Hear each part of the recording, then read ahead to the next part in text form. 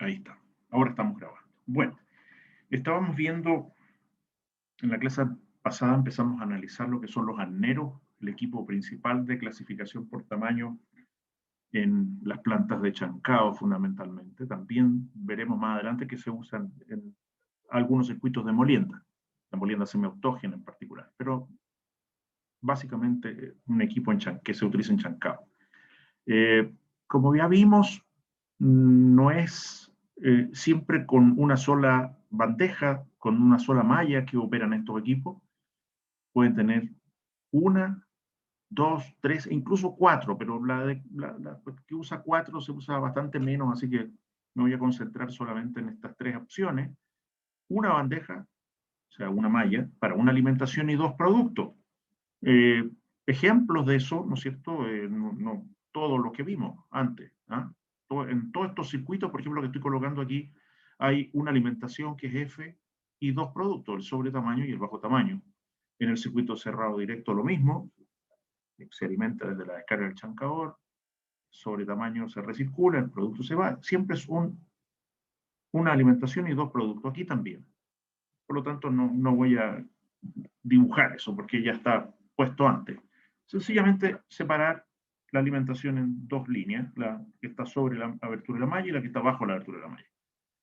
Pero sí me voy a dedicar a las otras dos alternativas, que cuándo usar dos bandejas. Bueno, hay dos casos. Una alimentación y tres productos. Dejé una slide en blanco aquí para poder explicar un poquitito eso. Una alimentación y tres productos. Vamos a dibujarlo aquí. Esto sería dos mallas, obviamente, y por supuesto la recepción de los finos. Entonces aquí tendríamos, ¿no es cierto?, por un lado, usar el amarillo, se va a ver mejor, yo creo. Tenemos por un lado la alimentación, como siempre. Vamos a tener aquí un primer producto, otro producto y un tercer producto. Ese sería el caso, ¿no es cierto?, que llamamos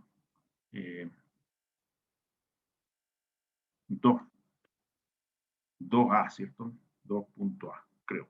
Caso A, de los dos. ¿Ah? 2.A. Ok.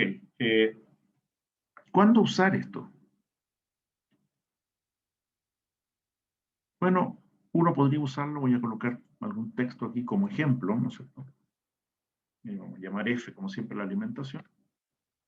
Uno podría usarlo si tiene dos mallas con dos aberturas distintas, evidentemente. Vamos a llamar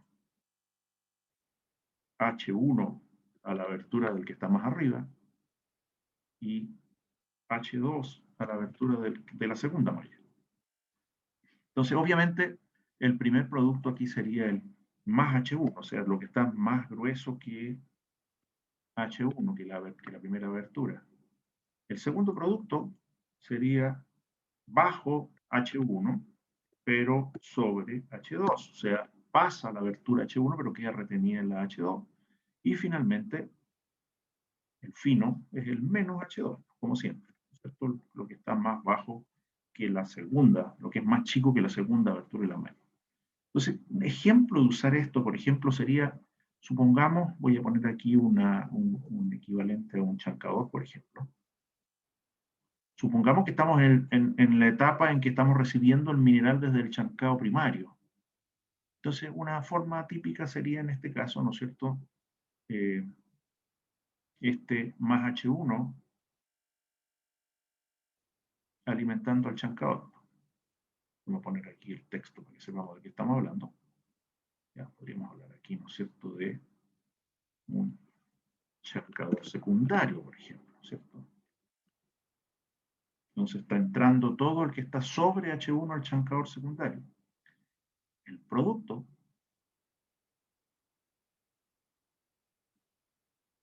se juntaría con lo que quedó bajo H1 y sobre H2. ¿Sí? sea un circuito abierto, ¿cierto? Ahí en ese caso.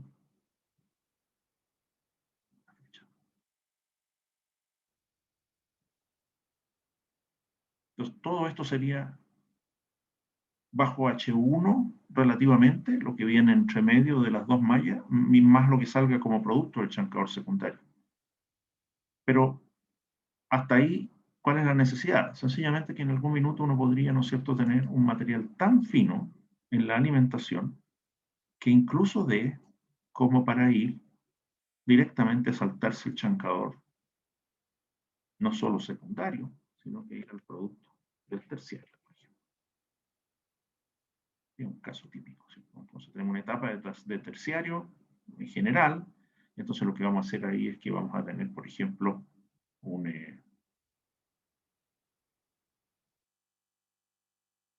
producto final acá. Este podría ser el del chancado terciario también.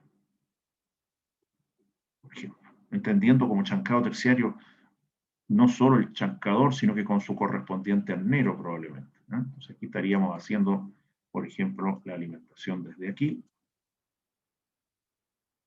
al chancado terciario para que se termine el trabajo. Aquí tenemos un caso típico, ¿no es cierto?, de usar un arnero con dos bandejas en que hay tres productos, el superior a la primera bandeja, el intermedio y el más fino de la segunda.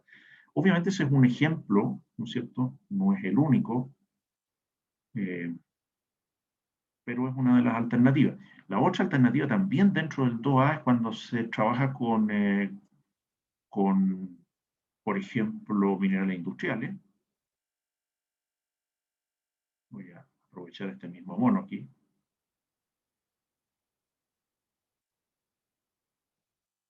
Y ahí sencillamente uno podría, borré más de la cuenta, como siempre,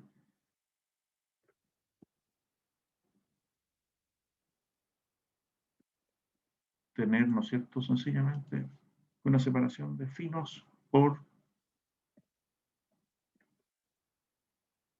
granulometría, para tener productos distintos. Por ejemplo, qué sé yo, ripios de sobre 2 pulgadas, entre 1 y 2 y bajo 1 pulgada.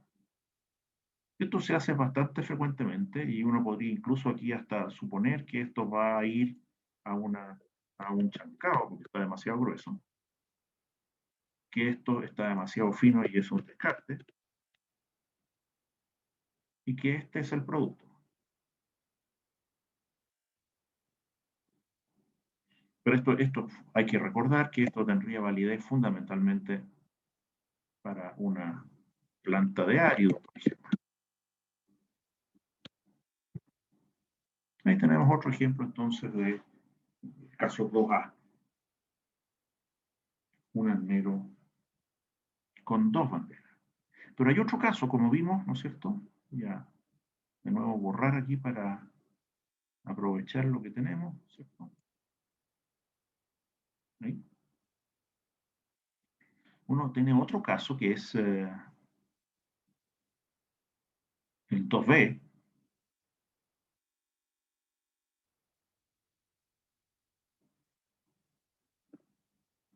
que en la lámina anterior vimos que se utiliza cuando uno hace uso de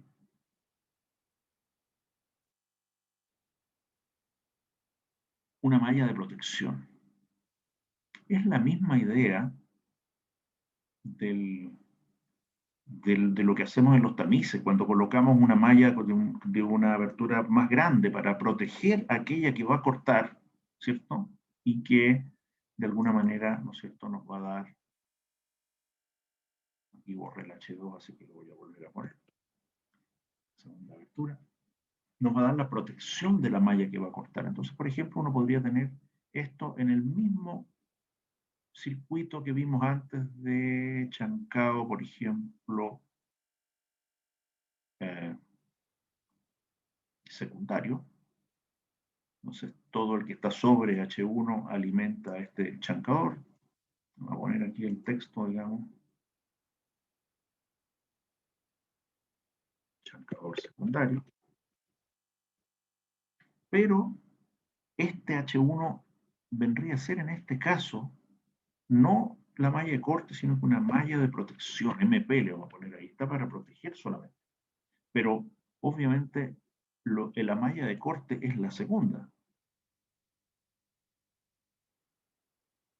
Y se juntan, se separan y después se juntan para alimentar al chancador secundario.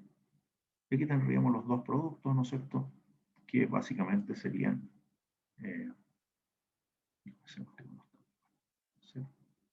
vamos a poner aquí.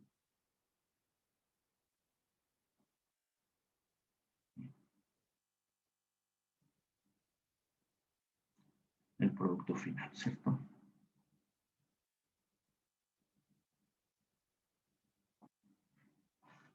Entonces, igual que antes, ¿no es cierto? Este de aquí en texto sería el menos H2.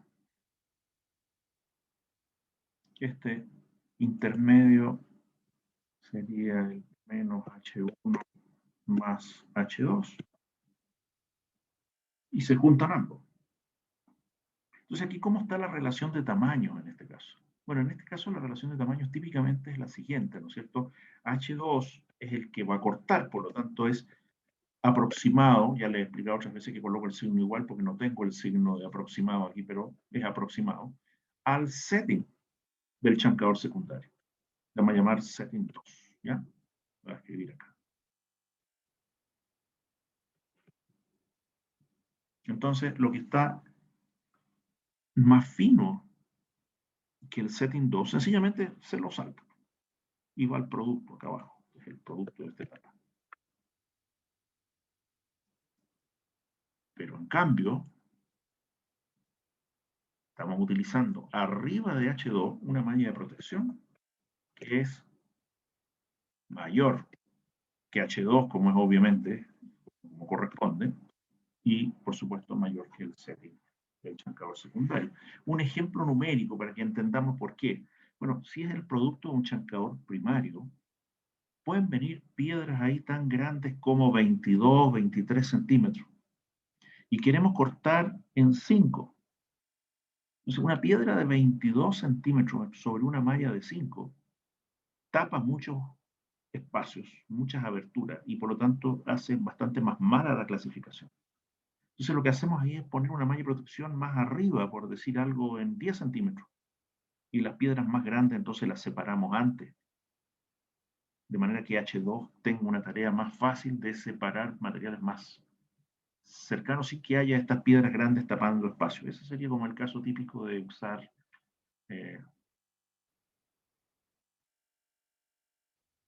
un anhelo de doble bandeja, en que la de arriba es solamente una malla de protección.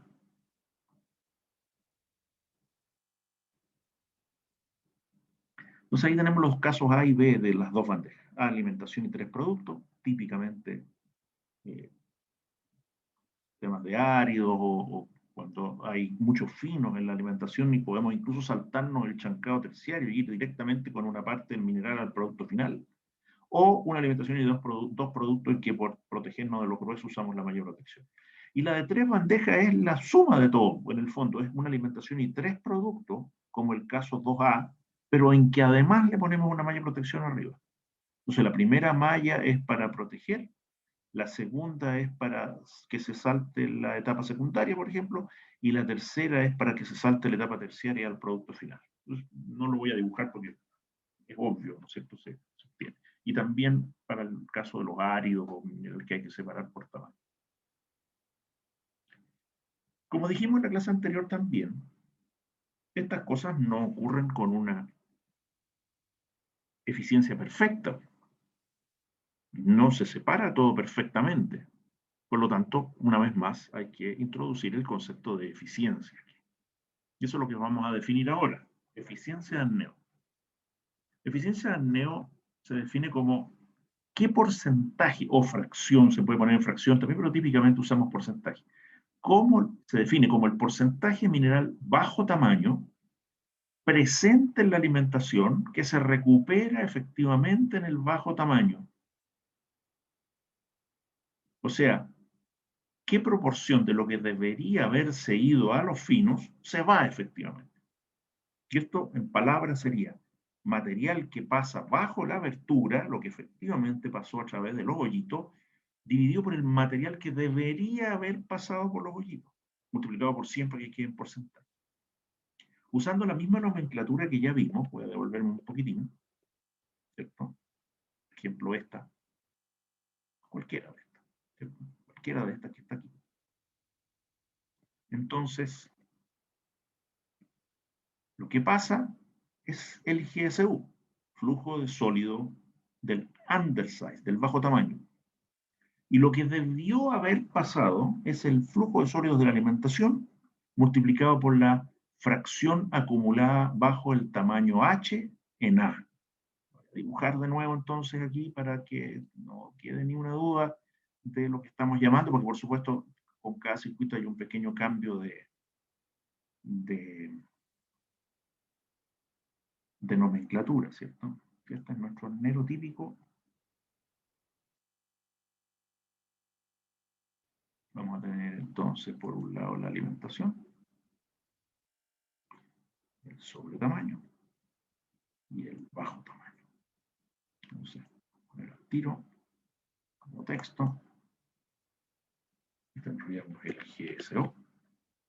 Acá tendríamos el GSU. Y aquí tendríamos la alimentación que la vamos a llamar GSA. Dependiendo del circuito, cambiará la letra, ¿no es cierto? Si estamos recibiendo del chancador, probablemente voy a reemplazar la A por D, etc.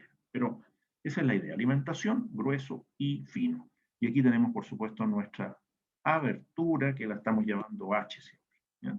Entonces, obviamente, lo que pasa efectivamente es GSU, ahí está en el numerador. Y lo que debería pasar es GSA, y aquí necesitamos entonces también la granulometría en A. Entonces GSA multiplicado por la fracción bajo, por eso es FU, under, en A, bajo el tamaño H. Eso es todo lo que debió pasar. Todo el mineral que estaba en la alimentación, que era de tamaño menor que la abertura, debió pasar, pero no todo pasa. Ahí está entonces nuestra definición. Se refiere entonces a la proporción que se va a lo fino, porque es la que sigue hacia adelante, es la que va a la siguiente etapa. Por eso por norma se estableció la eficiencia con respecto a los finos. Se van, pasan bajo la abertura con respecto al material que debería pasar.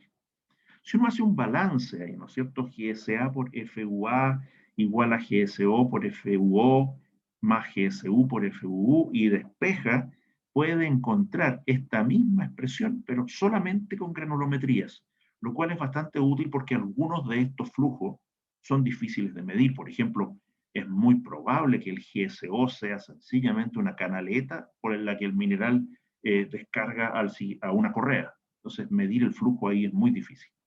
El GSU igual puede que sea incluso un chute que cae sencillamente a una correa. Entonces, en general uno trata de evitar basar todo en flujos. Por eso hace un balance y encuentra la misma eficiencia, pero ahora con pura granulometría. Aquí está la forma con pura granulometría. Por supuesto que hay una también en retenidos, no solo en acumulados, pero aquí la dejé con los acumulados dada la definición que teníamos arriba, ¿ya? Entonces, eso es esencialmente cómo definimos la eficiencia. Ahora, ¿cuánto vale esta eficiencia? Bueno, nunca es 100%. Esta eficiencia, vamos a usar aquí mismo este espacio, esta eficiencia normalmente va a andar entre 70 y 90%. Eso es el rango normal. Vamos a ver en algún minuto que vamos a usar el 95, pero es para condiciones de tipo laboratorio, digamos, ¿eh? con mucho control. 70-90%. Esa es la eficiencia. ¿Por qué no menos de 70? Porque imagínense que ustedes separen el mineral en dos nomás, sin arnero, sino que sencillamente la mitad para un lado y la otra mitad para el otro. Eso ya, usando la definición de eficiencia, sería un 50% de eficiencia, ¿cierto? Porque por un lado se iría el 50% de los finos. Entonces, algo como 50, 55, 60, 65 es muy malo. si van a tener una eficiencia tan baja, es mejor no tener arneros, sencillamente. Por eso que se parte de los 70 para arriba. Y superar el 90% de eficiencia es muy difícil en el caso de los minerales por una serie de factores de ineficiencia que vamos a analizar a continuación, ¿ya? Entonces eso sería como los valores típicos, ¿ya?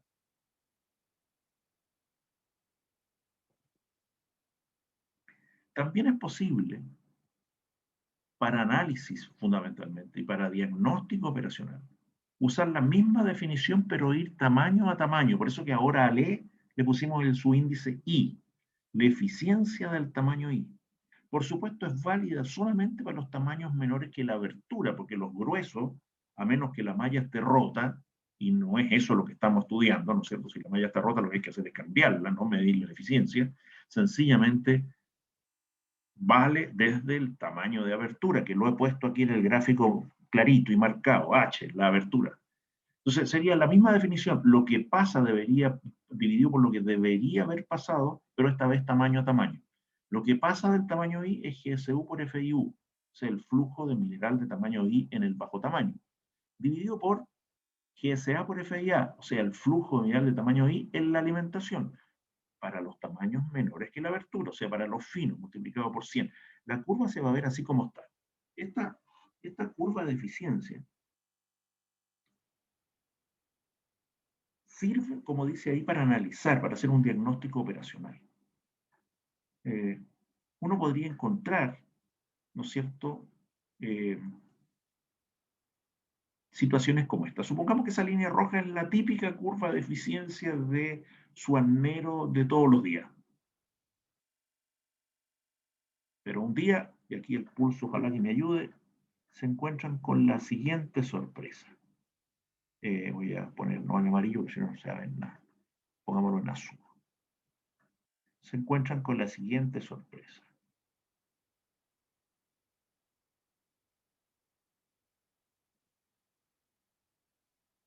Ahí se me pasó un poquito la raya para abajo. Deshacer mejor para intentar hacerlo bien esta vez. Peor todavía. El pulso no está muy bueno. Ahí sí. Ahí va mejor. Ahí va. Listo. Se encontraron con esa situación un día. Hubo un cambio, ¿cierto? Hubo un cambio. Y voy a poner otra más. La voy a dibujar al tiro y después coloco los comentarios respectivos. Vamos a irnos al verde ahora. Otro día se encontraron con esta otra novedad. Los temblequeos son míos, no. No es que le haya pasado algo al andero. Entonces pongámosle aquí explicaciones a esto que acabo de dibujar. Vamos a tener por un lado la línea verde, por otro lado vamos a tener la línea roja y por otro lado vamos a tener la línea azul. Pongámosle texto a esto. Texto. En rojo. ¿Qué pasa? La curva roja es la que estamos llamando normal, ¿cierto? Es la que tenemos normalmente. Listo. Pero un día determinado apareció un comportamiento como el azul. ¿Qué puede haber hecho que la eficiencia empiece a correrse hacia la derecha y salga más allá del H?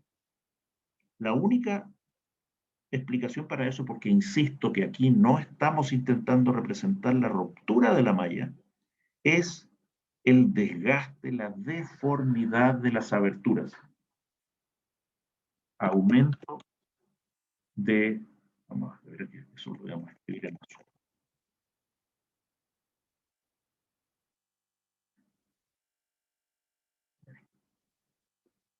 Aumento de H por desgaste.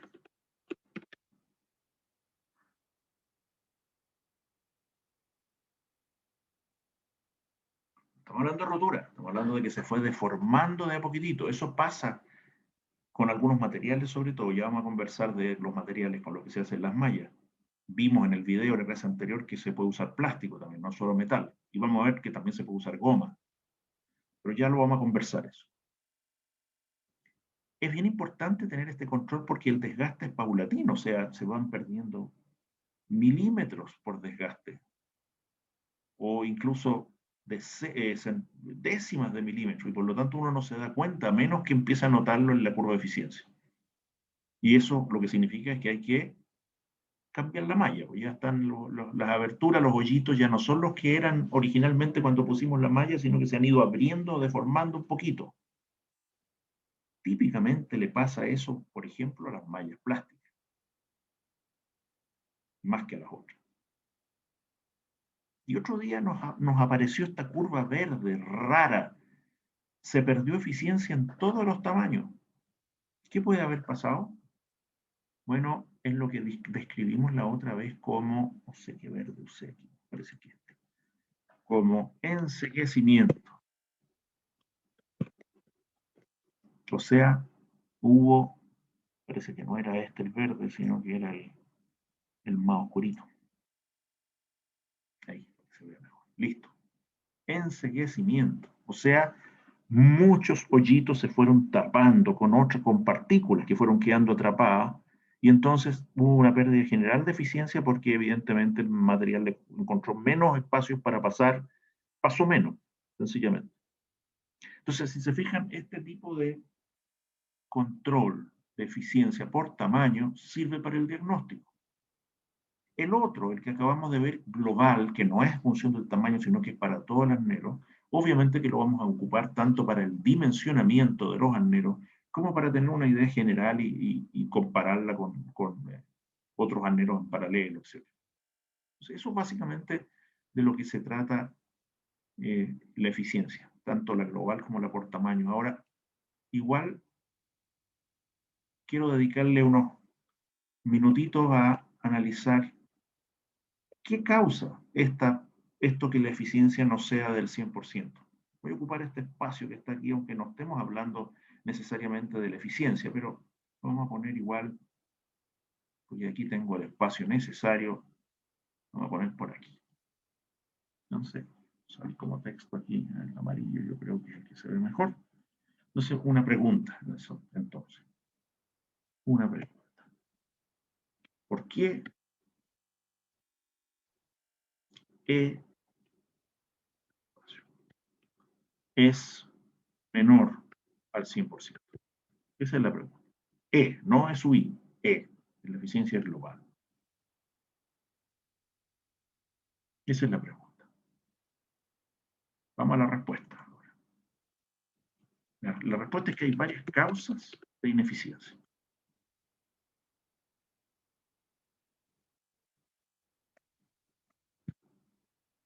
Y aquí vamos a tratar de poner algunas. Son muchas causas de ineficiencia. ¿Qué hace que no se alcance el 100%? Hay varias, voy a escribir algunas. Pegoteo de finos. Me imagino que nadie pretenderá, de ustedes, que las piedras gruesas que salen sobre la malla salgan limpiecitas. Si hay polvo en el medio, ustedes bien saben que cuando hay polvo, las cosas se ensucian. ¿Y qué es la suciedad sino polvo fino pegado en la superficie? Entonces, las piedras gruesas salen con polvo pegado en su superficie. Eso se llama pegoteo de finos. Pero no es solo el pegoteo de finos, también puede haber, si hay un poco de humedad, por ejemplo, algún tipo de atracción electrostática de las partículas, el famoso concepto de la aglomeración. O sea, las partículas se pegan entre sí, no solo el fino a los gruesos, sino que algunas entre ellas, unas poquitas, y entonces se comportan como si fuera más grueso el asunto de lo que es. Pegoteo de finos, aglomeración. Ya mencionamos el enceguecimiento, ¿cierto? Enceguecimiento. huequitos tapados, se pierde eficiencia. Material o mineral en este caso, voy a ponerle partículas mejor para que nos entendamos, partículas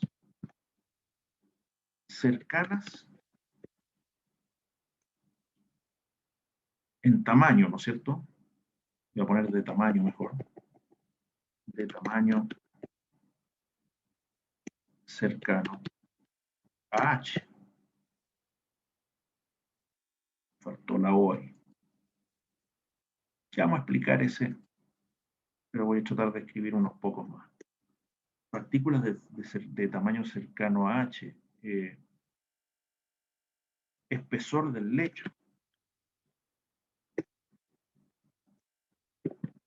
Mineral. Sobre malla.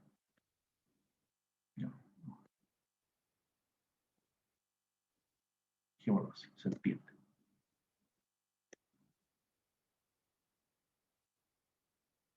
¿Qué más puede causar? Pérdida de eficiencia. La humedad, por supuesto. ¿Qué otra cosa? El factor de forma del mineral. Todo eso lo vamos a explicar aquí con unos monitos para que nos entendamos. Factores de la máquina, ¿ok? Pendiente, vibración, etc.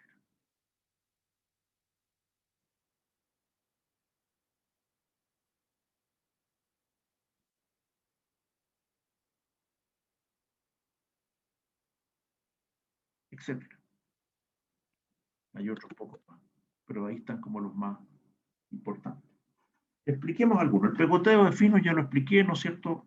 Polvo fino que se pega en la superficie de los gruesos, la aglomeración también, por atracción electrostática, por ayuda de la humedad, hay un pequeño nivel de aglomeración, partículas que se pegan entre ellas y no necesariamente finos con gruesos, pero quedan como un aglomerado mayor que las partículas individuales. Enseguecimiento, porque se tapan los hoyitos, las partículas no pasan, pero expliquemos el cuarto, partículas de tamaño cercano a H. Y esto yo siempre lo explico con un ejemplo, ¿no? Para que lo entendamos bien. Vamos a poner un caso A y por este otro lado un caso B. En el caso A, dejar un espacio ahí, hay un 40% bajo H. O sea, en la alimentación el 40% son finos. En el caso B, el 40% está bajo H. O sea, el 40% son finos. O sea, son iguales desde la perspectiva de cuánto hay de finos bajo la abertura, el A y el B. Estamos, por supuesto, pensando que el flujo es el mismo, ¿no es cierto? Estamos comparando mismas condiciones, mismo arnero, mismo flujo. Pero en el caso A, ese 40 va a estar de una manera distinta que en el caso, dejar un espacio mejor, no sé. Supongamos que el 10% de, o sea, en el fondo, la cuarta parte del total de lo fino, es no solo menor que H, sino que menor que H medios. O sea, no solo es más fino que la abertura, sino que es el 10 del 40, o sea, el otro 30 está sobre, ¿cierto? Vamos a poner después. Está bajo la mitad de la abertura. Y acá supongamos que es al revés incluso. Va a ser bien exagerado el ejemplo. 30% está bajo H medio. Por supuesto, el restante, el 30%, en el caso A, está, voy a escribir al revés, menos H.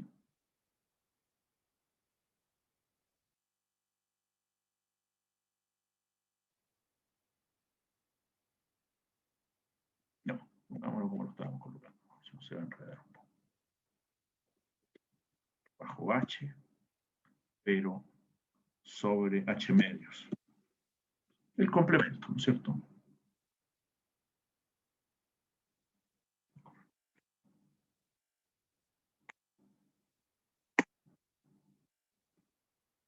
Y aquí, por supuesto, el 10% en el otro caso.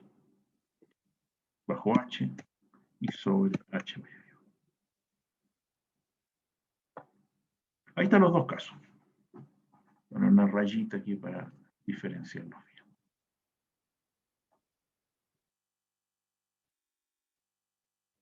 O sea, aparentemente las situaciones eran iguales, ¿cierto? Ambos tenían que remover un 40% del mineral porque era menor que la abertura. Pero, y por eso el cuarto punto acá de las causas de ineficiencia se llama partículas de tamaño cercano a H, son distintas. ¿Qué será más fácil?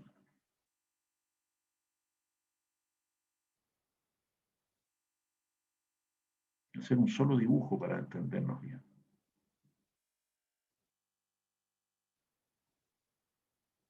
Estoy dibujando aquí el equivalente a una malla, ¿cierto? Listo. ¿Qué será más fácil que pase por la abertura? Un mineral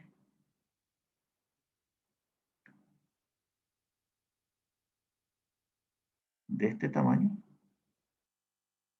chiquitito, o un mineral de este otro tamaño. Bueno, obviamente el chiquitito pasa más fácilmente, basta con que pase encima de un hoyo y cae. El otro, el que está cercano a la abertura, va a depender un poquitito, ¿no es cierto? Voy a poner otro más aquí, de dónde se cruzó. Imagínense que se cruzó aquí. Podría haber caído, pero no entró porque los alambres de la malla se lo impidieron. Entonces, obviamente es mucho más fácil la pega si hay más material bajo la mitad de la abertura. Bueno, aquí al tiro, entonces esto es más fácil. Porque del 40%, 30% chiquitito va a pasar sin ningún problema. El otro 10 le va a costar más. En cambio, en el caso A, al revés, es apenas un 10% el que sale fácil y el otro 30% le va a costar más porque está muy cercano. A eso se refiere el partículas de tamaño cercano a H. Depende de la proporción de material que es muy cercano a la abertura. Espesor del lecho del mineral. Ese es otro tema que tenemos que ver también. También lo voy a dibujar por acá. No, se nota más. Voy en amarillo. Quita la malla. Y cuando hablamos del lecho de mineral, nos estamos refiriendo a algo como esto. De alimentación. Y va quedando cada vez menos porque los finos van pasando, ¿cierto? Entonces aquí tenemos, por un lado, la alimentación y por otro lado, el sobretamaño, como siempre. Y el resto es el fino. El espesor del lecho mineral se refiere a la distancia que hay entre la malla y el tope del mineral. Si hay un espesor grande, partículas chiquititas que voy a tratar de representar aquí, por esos puntitos, no la tienen fácil, porque tienen que pasar a través del mineral para llegar a la abertura y poder descargar.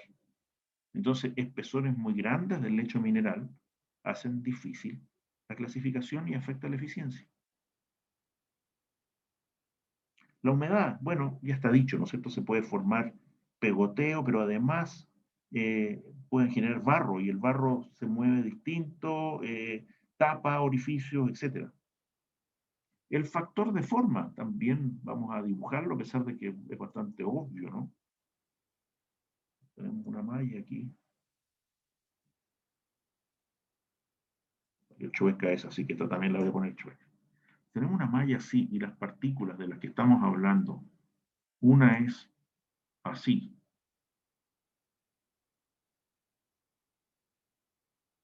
Redondita.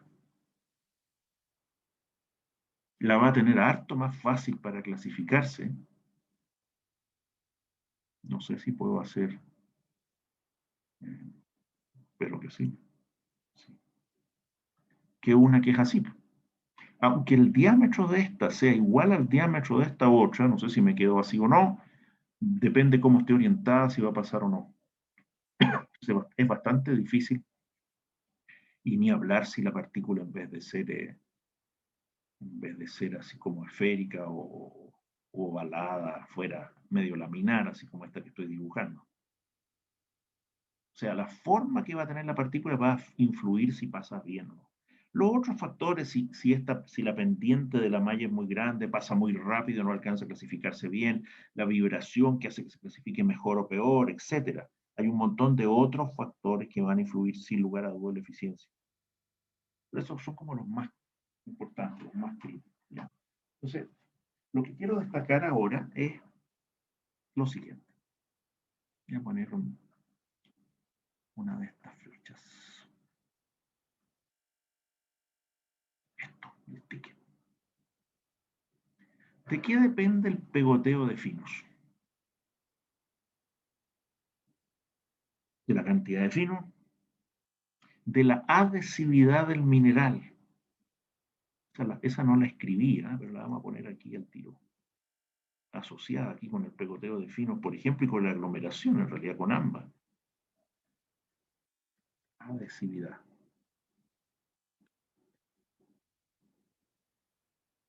Una característica del mineral. El mineral más adhesivo que hay es, como ustedes bien saben, porque seguramente jugaron con greda alguna vez en el colegio, es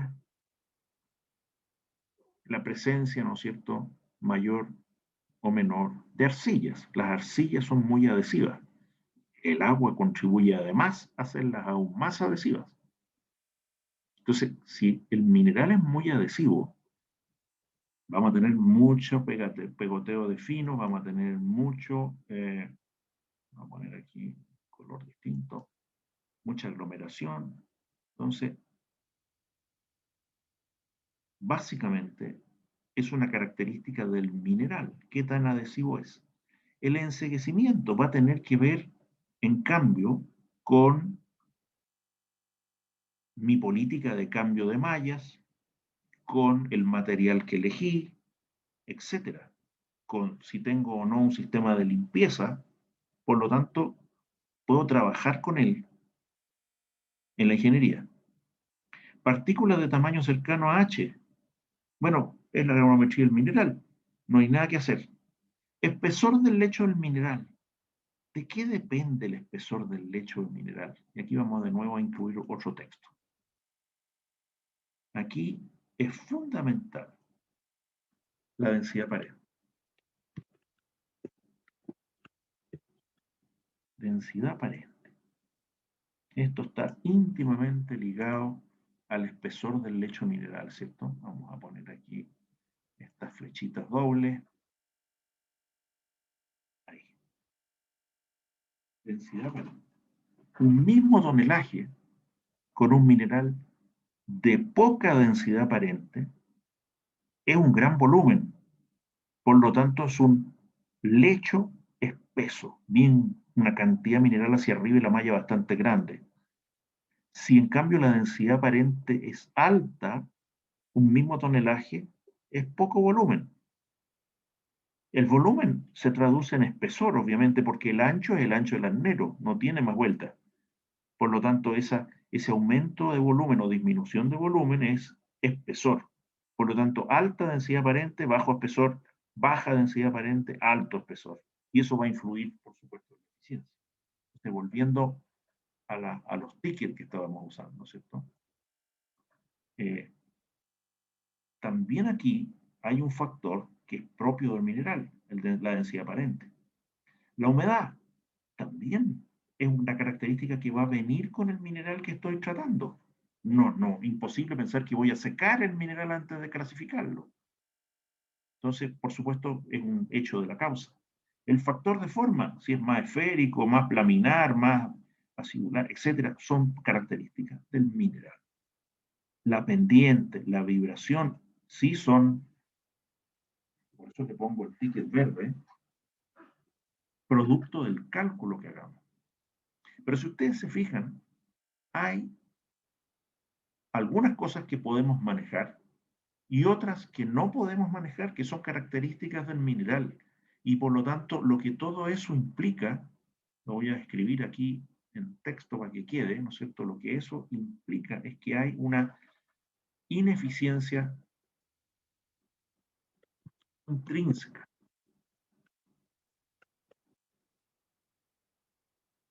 Como cierta cerveza que anda dando vuelta por ahí, intrínseca. En ineficiencia intrínseca, entonces. Y eso es importante entenderlo.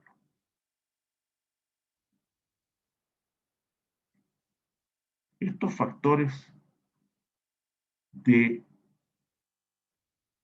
adhesividad del mineral, densidad aparente, granulometría, la humedad, su forma, hacen que haga lo que yo haga, voy a tener una cierta ineficiencia que no puedo más que aceptar, no voy a poder de alguna manera eliminarla. Entonces, eso es importante que lo recordemos cuando hablemos del cálculo de los aneros, que es algo que vamos a hacer prontamente.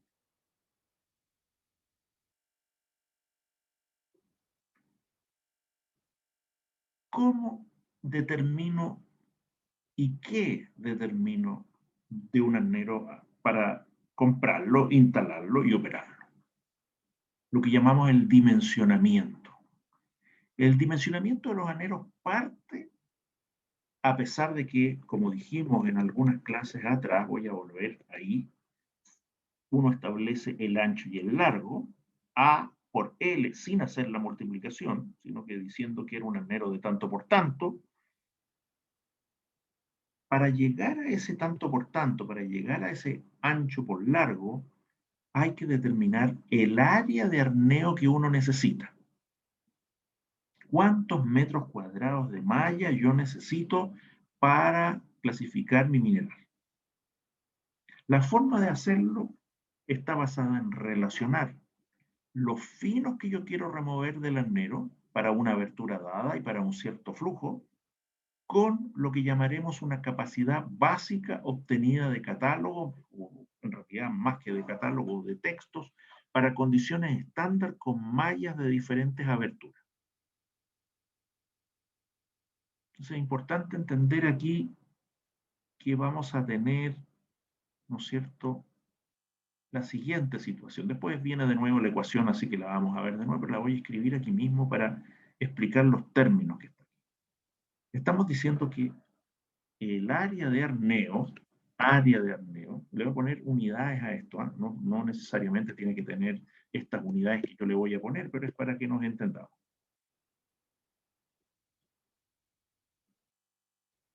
Ahí. Metros cuadrados, área en metros cuadrados. Va a ser igual. Ah,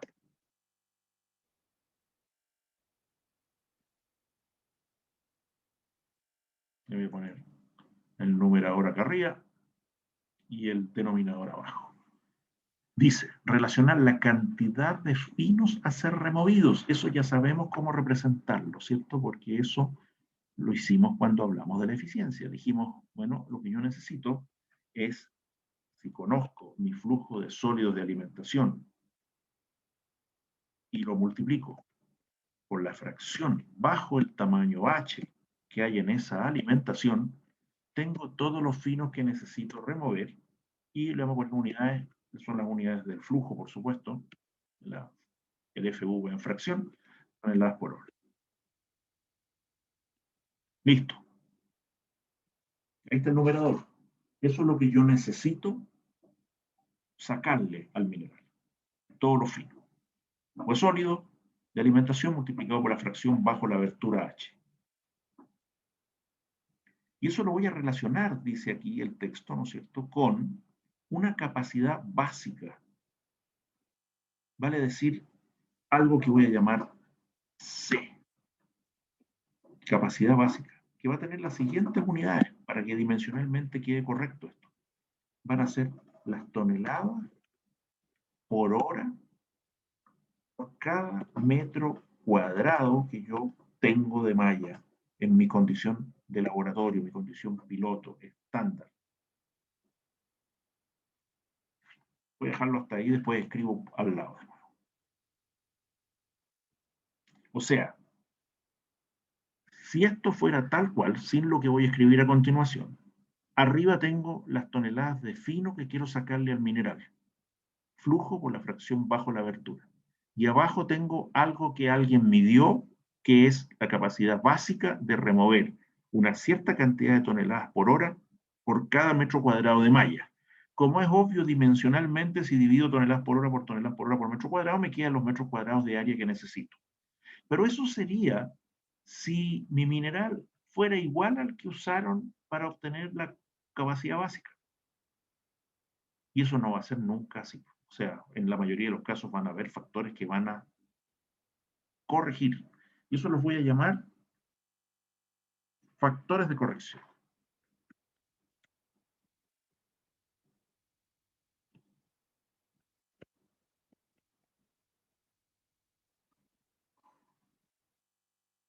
Esos factores de corrección están acá abajo explicados algunos de ellos. Hay que pasar de las condiciones estándar que se hicieron para obtener C a mis condiciones operacionales, a las que yo voy a tener en el arnero que estoy calculando. Y ahí los factores que hay que usar para corregir son principalmente los que ahí están enumerados, no únicamente que algunos más, pero estos son los principales, que tienen que ver con lo que acabamos de ver, con las ineficiencias. Vamos a tener que corregir por densidad aparente el mineral, porque no necesariamente la nuestra es la misma que usaron para la curva C. Granulometría de la alimentación, bajo tamaños, los muy finos, bajo la mitad de la abertura, como ya dijimos, que no va a ser igual al caso de C, el nuestro. Factores que afectan la eficiencia, como el factor de forma, la humedad, la adhesividad, etc. Posición de la bandeja, algo importante que tenemos que recordar, que dijimos que el arnero puede tener una, dos o tres, y no es la misma situación para la malla 1 que para la 2 que para la 3. Entonces la posición de la bandeja también va a ser un aspecto a tomar en cuenta. Material de la malla, ya dijimos que no necesariamente es metálico como en el caso de los tamices, se usa metal, plástico o goma. Ya vamos a conversar sobre eso cuando lleguemos al factor de corrección respectivo. Y por último, forma de la abertura. Los hoyitos, a diferencia de los tamices que son siempre cuadrados, aquí me faltó uno, en el caso de las mallas,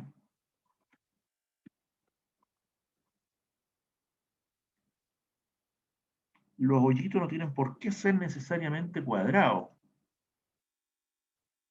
Pueden ser cuadrados, pueden ser rectangulares, pueden ser incluso puras líneas paralelas, o puede ser circular, con hoyitos redondos. Ya vamos a ver entonces cuándo se usa cada uno de esos, pero esos factores hay que, desde luego, tomarlos en cuenta.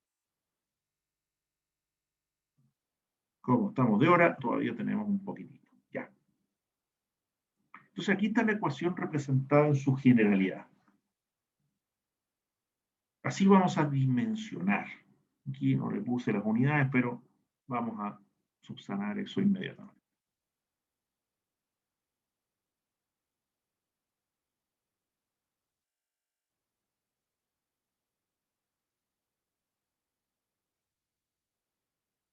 Ya lo dijimos, pero más vale insistir al respecto. ¿Qué dije por acá?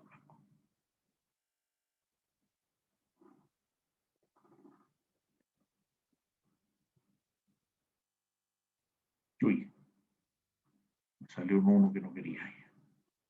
Usarlo, vamos a ponerlo en amarillo mejor. Voy a verlo. Okay. Metros cuadrados del área. Y C, toneladas por hora por metro cuadrado. Esos son los factores. Y ya también podemos agregarle toneladas por hora bajo tamaño en la alimentación. También ahí podemos, ¿no es cierto?, decir que esta toneladas por hora bajo tamaño en la alimentación es sencillamente A por FA de H.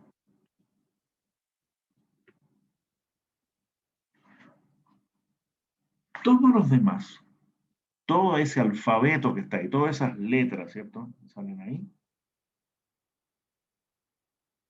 son los factores de corrección.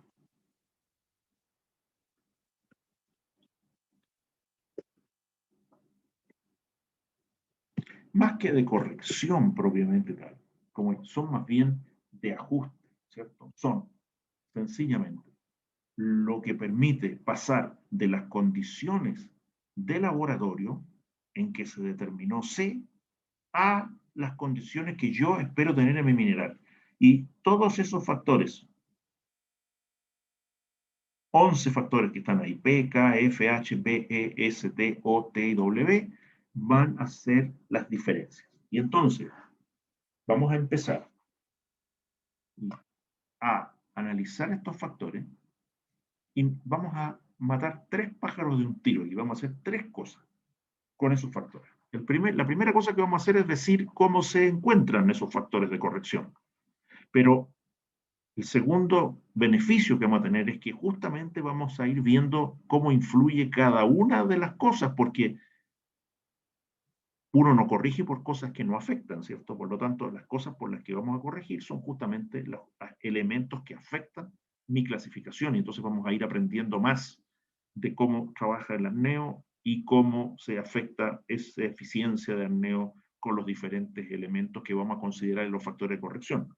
Y dije que eran 3 los beneficios. El tercer beneficio es que frente a cada factor de corrección vamos a ir viendo cuál fue la condición que se usó para encontrar C, para encontrar la capacidad básica. Eso va a ser lo principal. Entonces, vamos a pasar a ir viendo esta ecuación, ¿no es cierto? La parte de arriba, el numerador, ya sabemos, flujo de alimentación por la fracción acumulada bajo el tamaño de la abertura, pero vamos a ir viendo ahora de dónde salen los demás, cómo se encuentra C y los demás factores. ¿Ya? Entonces, vamos a partir inmediatamente con C. Esta es C.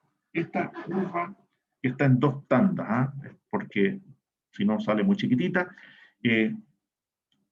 Fue determinada a escala piloto, en realidad, más que de laboratorio piloto, un laboratorio más grande, ¿cierto?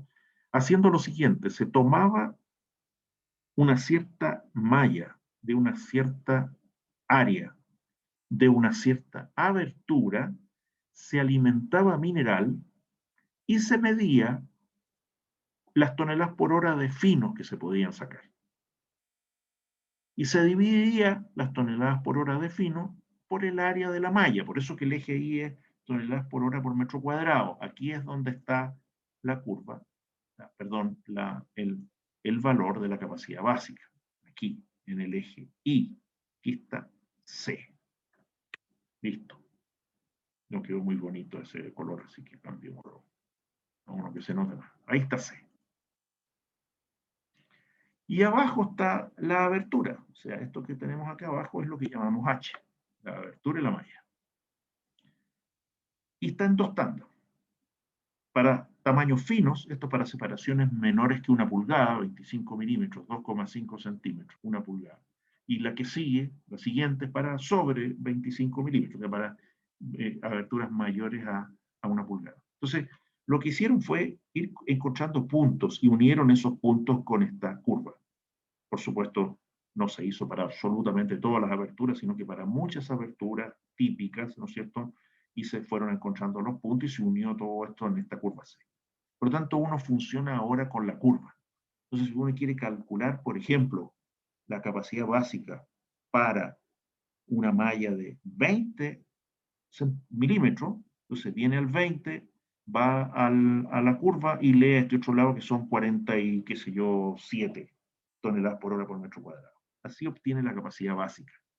Se hizo en el laboratorio con mallas cuadradas y el mineral que se usó, el más típico, cuarzo puro.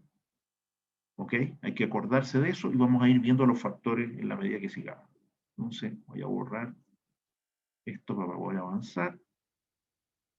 Y aquí está la continuación para materiales, para separaciones mayores. Por ejemplo, qué sé yo, 125, que serían 12,5, serían 12,5, serían 5 pulgadas, ¿cierto? Y tendríamos capacidad básica de, qué sé yo, no es exacto, pero algo así como 135 toneladas por hora por metro cuadrado. Entonces, así se obtiene entonces C.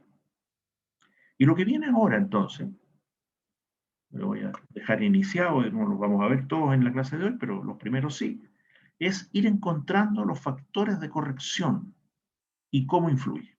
Entonces, pasamos a la siguiente página. Y aquí voy a volver a recordar sencillamente una versión pequeñita de lo que estamos haciendo, de lo que estamos calculando, para que nos acordemos, ¿cierto? Estamos diciendo que A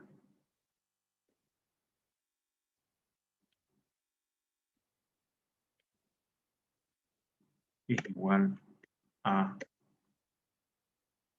GSA por F A de H, eso ya está dado, dividido, y aquí voy a hacerlo aparte para que quede claro, dividido por la curva C, que ya subimos de donde sale, y por factores de corrección. Y acá tengo dos. Entonces voy a escribir aquí solamente los dos que corresponden a lo que tenemos aquí. C por K y C por P. Son los dos primeros factores que tenemos en esta lámina.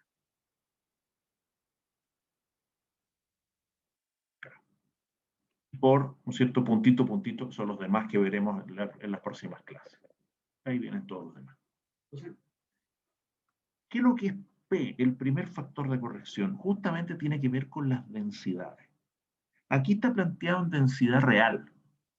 Se derivó a partir de la densidad aparente, pero como es más típico que la gente conozca la densidad real que la aparente, a pesar de que son útiles ambas, aquí está expresada en densidad real, así que lo voy a anotar porque esto a veces genera algunos conflictos de entendimiento. Este es la densidad real. ¿Okay? Texto. No la aparente, la densidad. Y está dividida por 2,7. ¿Por qué está dividida por 2,7? Porque esa es la densidad del material que se usó en el laboratorio. La densidad del cuarzo. Voy a correr un poquito porque me tinca que voy a tapar ahí está. Densidad del cuarzo. 2,7 toneladas por metro cúbico. ¿Por qué el factor es así?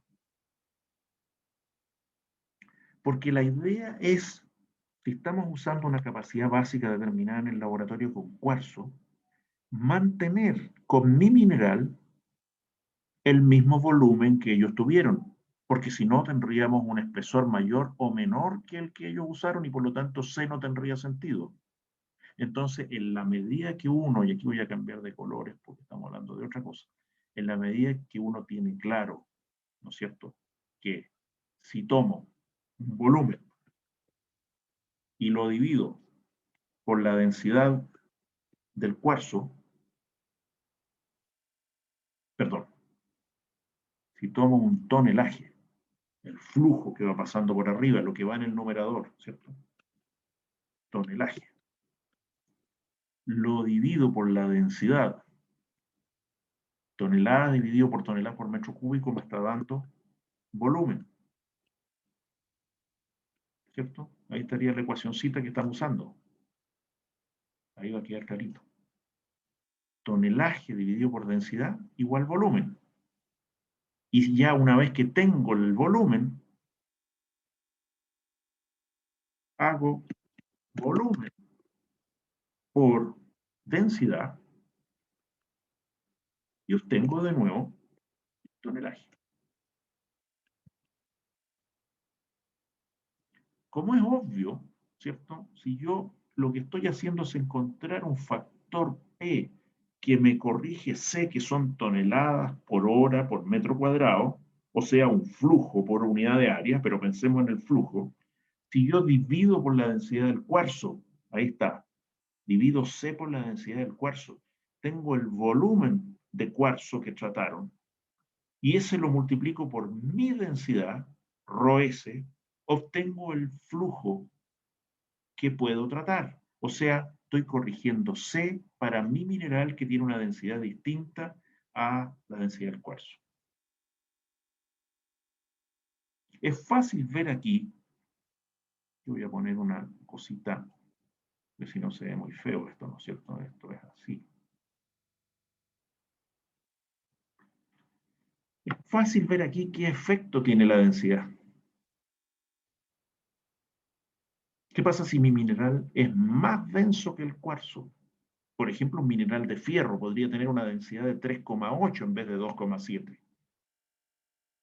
Bueno, si mi densidad es de 3,8, P va a ser obviamente mayor que 1, ¿cierto? 3,8 dividido por 2,7. Y va en el denominador, significa que voy a usar un área más chica, o sea, para minerales más densos que el cuarzo, requiero menos área, porque ocupa menos volumen. Al revés, si mi mineral fuera, qué sé yo, uno de los nitratos de SQM, nitrato de sodio, por ejemplo, que tienen densidades de tipo 2,2, 2,2 dividido por 2,7 da un número menor que 1 en el denominador, área más grande. O sea, para los minerales menos densos tengo que poner más área porque ocupan mucho volumen. Así está corrigiendo entonces el fenómeno de la diferencia de densidad, este factor. K, por su parte, también lo conocemos en lo que conversamos antes, es qué parte del material es fácil de remover. Y eso se expresa en el eje X por el porcentaje de la alimentación que es menor que la mitad de la abertura. Y fíjense que aquí voy a flecha, voy a marcar un valor en particular. Este.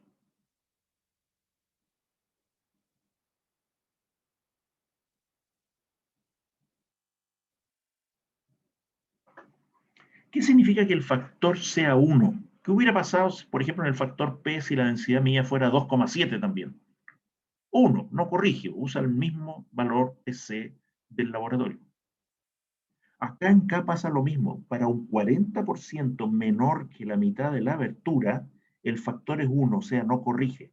¿Qué significa eso? Significa que en el laboratorio, cuando se construyeron las curvas C, todos los minerales que se usaron se preparaban con un 40% de material menor que la mitad de la abertura. Se juntaba mineral, cuarzo de diferentes granulometrías, pero garantizando en este caso que el 40% era menor que la mitad del hoyito de cada una de las aberturas para construir C. Por lo tanto, en ese caso, por supuesto, el factor es 1, porque estamos igual que en el laboratorio. Pero ¿qué pasa ahora con los demás? ¿Qué pasa ahora con los demás? Con, por ejemplo, mayor proporción. Voy a cambiar de esto por esto mejor. ¿Qué pasa aquí? Sobre el 40. Sobre el 40, dijimos que era material más fácil de remover. Por lo tanto, factores menores que 1. ¿Por qué factores mayores que 1? ¿Por qué factores mayores que 1? Porque tenemos una proporción más fácil de sacar. Por lo tanto, al tener un valor mayor que 1 en el denominador, vamos a usar un área más chica. Repito entonces, si tenemos más de un 40% de material más fino que la mitad de la abertura, necesito un área más pequeña porque es más fácil la pega.